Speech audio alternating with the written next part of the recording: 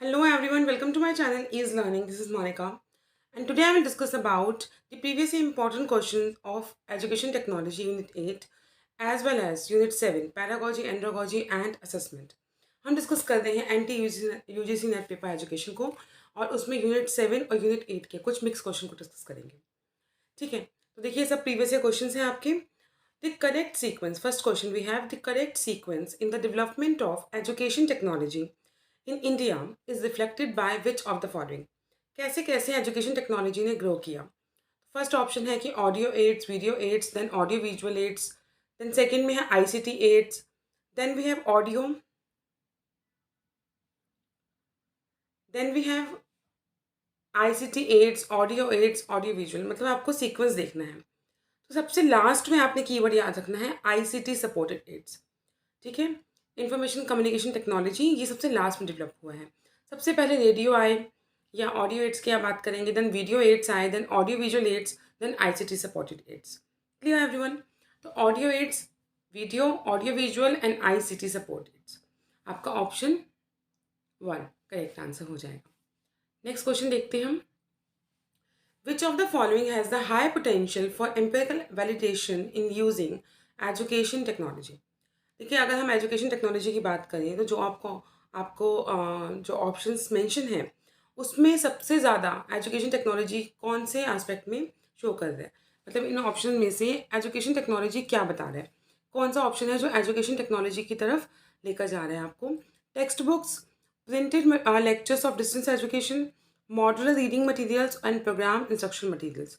Text book आपके basic text book होती हैं जिसे आप टच कर सकते हैं और आप रीड कर सकते हैं, तो टेक्नोलॉजी की कोई बात नहीं हो रही। Printed lecture of distance education, ऐसी एजुकेशन जो डिस्टेंस मोड में है, यहाँ भी एजुकेशन टेक्नोलॉजी की बात नहीं हो रही। और ये प्रिंटेड लेक्चर्स हैं, दैट मीन्स मैं आपको अगर अपने पीडीएफ्स का एक प्रिंटेड फॉर्म दूँ तो उसमें टेक्नोलॉजी की कहीं बात नहीं है। मॉड्यूलर रीडिंग मटीरियल्स जो आप रीड कर पा रहे हैं, देन प्रोग्राम इंस्ट्रक्शनल मटीरियल, ऐसे इंस्ट्रक्शन मटीरियल जो प्रोग्राम्ड हैं। ठीक है, और टेक्नोलॉजी की हेल्प से ही आप उन्हें समझ सकते हैं एजुकेशन टेक्नोलॉजी। तो इसका आंसर होगा आंसर नंबर 4। नेक्स्ट क्वेश्चन देखिए। At the knowledge level students will, आपकी ब्लूम टेक्सोनॉमी, ये आपका पैडागॉजी एंड्रोगॉजी का क्वेश्चन है। ब्लूम टेक्सोनॉमी डिस्कस की थी हमने, जिसमें 3 डोमेन्स थे आपके। Cognitive domain, then we have affective domain and psychomotor domain. ठीक है, जो आपका कॉग्निटिव डोमेन है उसके आपके 5 पार्ट्स थे। First we have knowledge, then we have comprehension, then application, analysis and synthesis, last we have evaluation. ठीक है, 3 डोमेन हैं ब्लूम टेक्सोनॉमी में दिए थे। अब नॉलेज लेवल पे हम सिर्फ इन्फॉर्मेशन को रिकॉल करते हैं, हम आर्ग्यू करते हैं जब हमें पता होता है अच्छे से, तो नॉलेज लेवल पे वो नहीं होगा। रिकॉल करेंगे इन्फॉर्मेशन को, आपका ऑप्शन बी आपका राइट आंसर होगा। Next we have which type of question is a sample of evaluation. इसमें से कौन से टाइप के क्वेश्चन है जो इवैल्यूएशन है। अब इवैल्यूएशन को याद कीजिए, इवैल्यूएशन में जजमेंट, जजमेंट पास करना, जजमेंट देना। तो इवैल्यूएशन में अब फर्स्ट ऑप्शन देखिए, do you agree with the action of Sam. क्या आप एक्शन जो है, जो सैम ने एक्टिविटीज़ की हैं या जो भी काम किया है उससे आप अग्री हैं। आप एक जजमेंट देंगे येस और नो, या आप कुछ बताएंगे तो yes it's included. Why was it better than, क्यों ये इससे बेटर था, इसमें भी आप कुछ ना कुछ बताएंगे। What sources can you use to support your opinion, अपने ओपिनियन को सपोर्ट करने के लिए आप क्या बोलेंगे, तो आप बात करेंगे, इसमें भी जजमेंट देंगे। Then option D all of the above, तो option D is your right answer. ठीक है, इस तरीके से आप क्वेश्चन सॉल्व करेंगे। Then fifth question we have which of the following factors influence curriculum change. अब करिकुलम चेंज को जल्दी से याद कीजिए।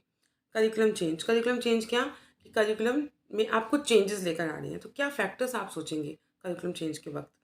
First we have growth in knowledge, कि ऐसा चेंज लाएंगे जिससे कि आपकी नॉलेज में ग्रोथ हो, ये सब कॉज। टेक्नोलॉजी चेंज हुई है, करिकुलम चेंज हुआ है आज के टाइम पे। Need and aspiration of people, आप लोगों से इन्फ्लुएंस होते हैं, उनको इंक्लूड करते हैं और उनकी जो दी गई करिकुलम जो पॉइंट्स हैं उन्हें इंक्लूड करते हैं। नेल नॉडिंग्स, एजुकेशन में आपका यूनिट 1 का पार्ट है आपके वेस्टर्न थिंकर में। उन्होंने जो करिकुलम मेंशन किया था बहुत साल पहले 1929 में के टाइम की बात है जब उनका जन्म हुआ था, शी इज स्टिल अलाइव। तो उन्होंने बात की थी केयर एथिक्स की, करिकुलम की, मॉरल वैल्यूज़ की, एनवायरनमेंट को फोकस करने की, जो आज हम अपने करिकुलम में इंक्लूड करते हैं, ठीक है? तो वो करिकुलम वो उन्होंने उस टाइम पे बना दिया था जो एट प्रेज़ेंट आज की नीड है। तो need and aspiration of people, तो पीपल की एस्पिरेशन को भी यूज़ करते हैं हम, कुछ ख़ास कहा गया हो तो। जॉब प्लेसमेंट का यहाँ कोई मतलब नहीं है। Availability of the competent teachers का भी यहाँ कोई मतलब नहीं है कि टीचर होंगे तो करिकुलम चेंज होगा, टीचर अच्छे नहीं होंगे तो करिकुलम चेंज नहीं होगा। नहीं, करिकुलम का टीचर्स के कॉम्पिटेंट होने से कोई मतलब नहीं है। तो ए, बी, सी ऑप्शन अब फाइंड आउट कीजिए। ए, बी, सी ऑप्शन 2 आपका राइट आंसर है। जैसे नेट का सिलेबस है, तो नेट के सिलेबस के लिए अगर आपके पास कॉम्पिटेंट टीचर्स नहीं हैं या प्रॉपर आपको गाइडेंस नहीं मिल रही है, तो क्या यूजीसी नेट का सिलेबस चेंज करता है? नहीं, यूजीसी नेट का सिलेबस चेंज नहीं करता। ठीक है, तो ऑप्शन डी और ई को आप एलिमिनेट करेंगे, then you will get the option A, B, C. ठीक है, देन आप आइडेंटिफाई कीजिए the example of higher order learning. Higher order learning जैसे ब्लूम टेक्सोनॉमी का ही पार्ट है कि ब्लूम टेक्सोनॉमी को हायर ऑर्डर लर्निंग भी कह देते हैं। आपका एजुकेशन सब्जेक्ट में एमएड के कोर्स के वक्त हायर ऑर्डर लर्निंग से थर्ड सेम में क्वेश्चन बन जाते हैं इसके। क्या होगा higher order learning? To predict, to assist only A and both. जब आप हायर ऑर्डर लर्निंग मतलब लर्निंग जो आपके एक्सट्रीम लेवल पे है, तो आप प्रिडिक्शन भी कर पाएंगे और असिस्ट भी कर पाएंगे। Option D is the right answer. Next, we have a scoring guide used to evaluate the quality of student is known as. Scoring guide आप अगर आपने क्लास ली है तो यूनिट 7 में पैरागॉजी, एंड्रागॉजी और असेसमेंट करते वक्त हमने रूब्रिक्स एक टॉपिक किया था। रूब्रिक्स जो बताता है आपका एक स्कोरिंग गाइड।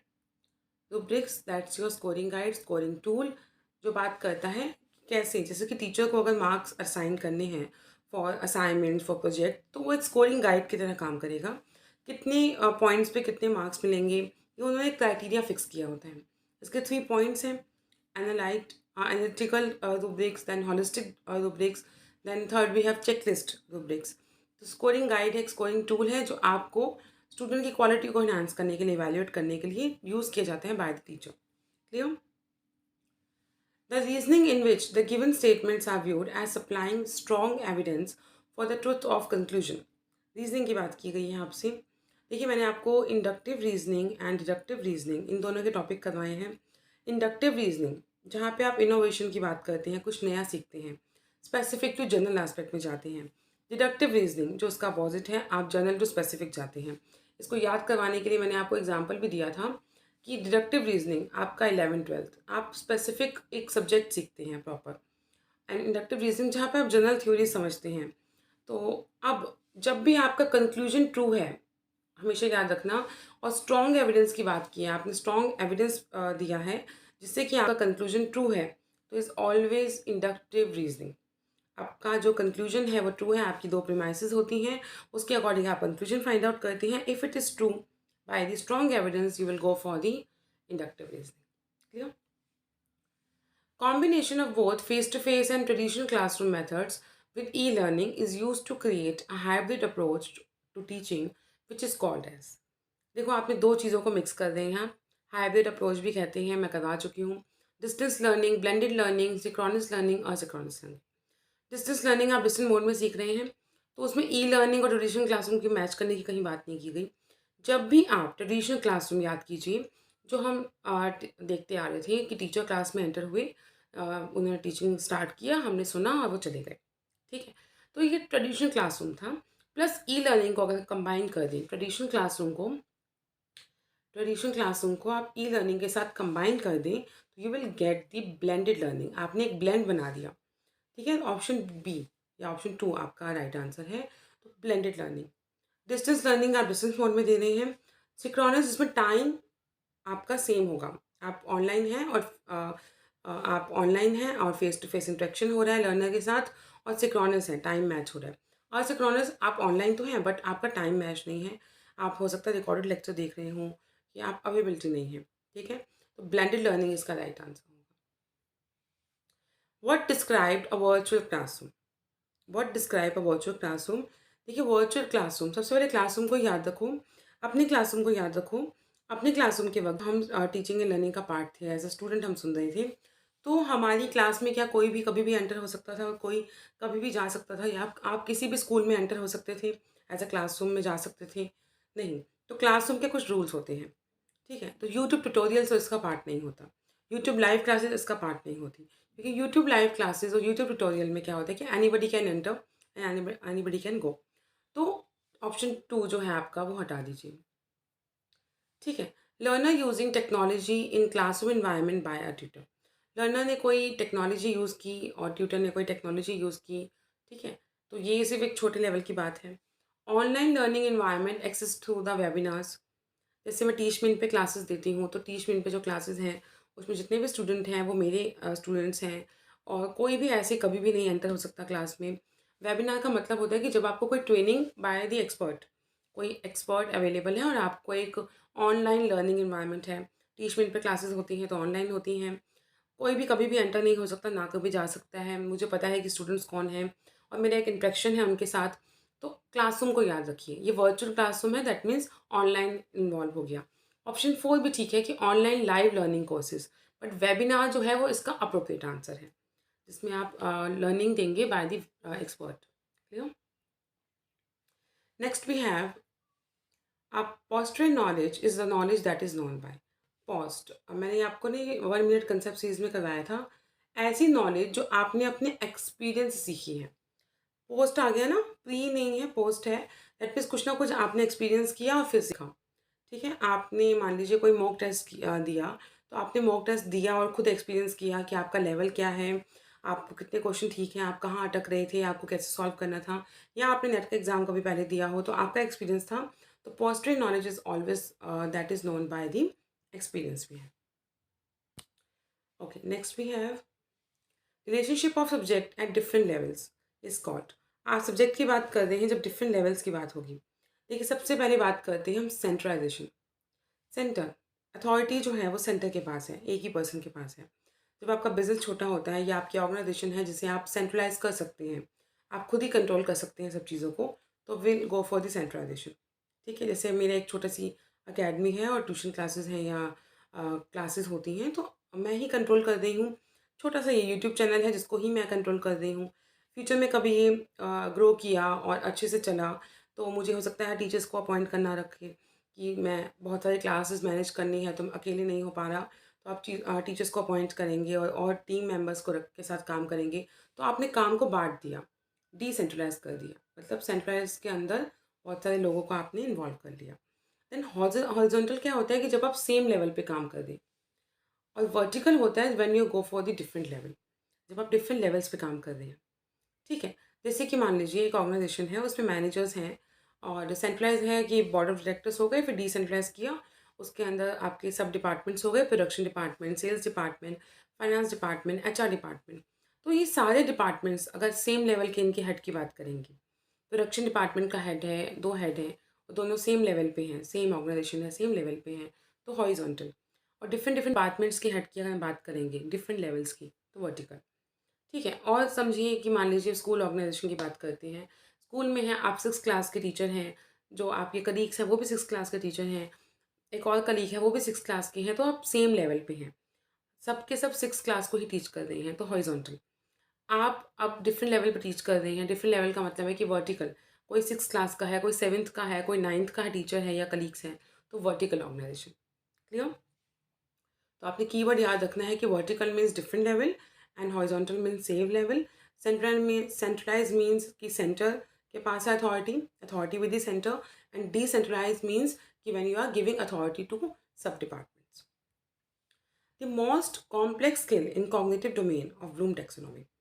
ब्लूम टेक्सोनॉमी में cognitive domain, effective domain and psychomotor domain, 3 domains थे, तीनों को याद कीजिए। कॉग्निटिव डोमेन में सबसे मोस्ट कॉम्प्लेक्स क्या है, उसमें भी एक हायरार्की यूज़ की थी हमने। तो सबसे पहले अगर आप याद करें तो नॉलेज था, which is the smallest lowest level. Then we have comprehension, then we have application, then we have analysis, then we have synthesis, then we have evaluation. जब तक आपसे चेंज वर्जन नहीं पूछा जाए तब तक आप नहीं आंसर करेंगे। आपसे कॉग्निटिव डोमेन पूछा है तो इवैल्यूएटिंग आपका सबसे लास्ट में आता है। जो रिवाइज हुआ है उसके अकॉर्डिंग सिंथेसिस लास्ट में है।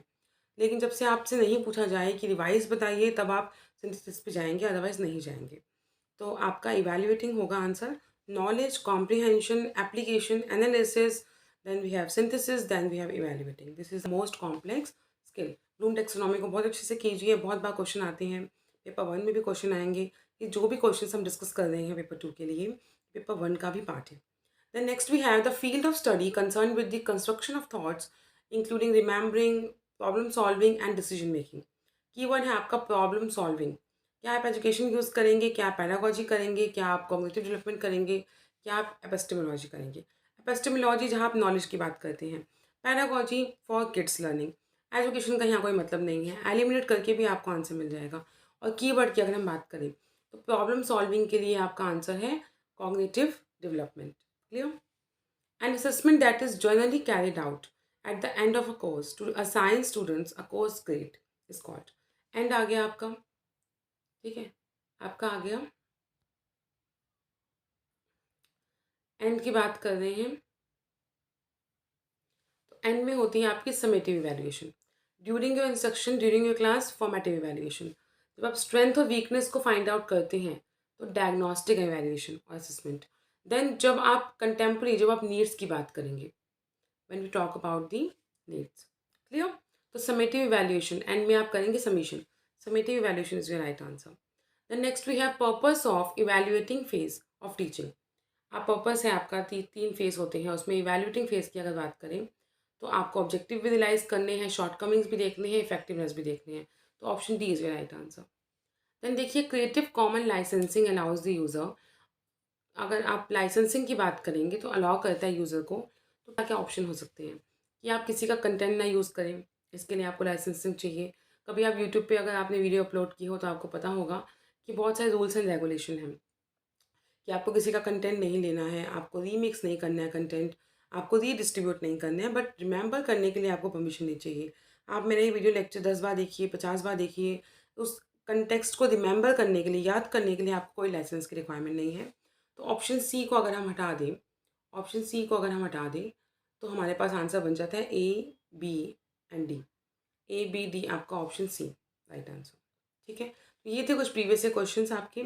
नेक्स्ट क्लास में डिस्कस करूँगी मैं आपसे। ऐसे ही हमने इंक्लूसिव एजुकेशन डिस्कस कर लिया है, अब पेडागोजी, एंड्रोगोजी और एजुकेशन टेक्नोलॉजी के क्वेश्चन डिस्कस किए हैं। फिर आपके प्रॉपर आपके 2020 और 2021 के previous year question proper question wise की 13 नवंबर, 12 नवंबर, दिसंबर जो भी आपका पेपर है वो प्रॉपर डिस्कस होगा, लाइव सेशन में डिस्कस होगा। और अगर आप चाहते हैं कि ऐसे ही आप क्लासेस लें और आपको अच्छी लग रही है वीडियोज़ और लेक्चर्स अच्छे लग रहे हैं तो please mention A valuable comment, like it and share with your friends. Thank you.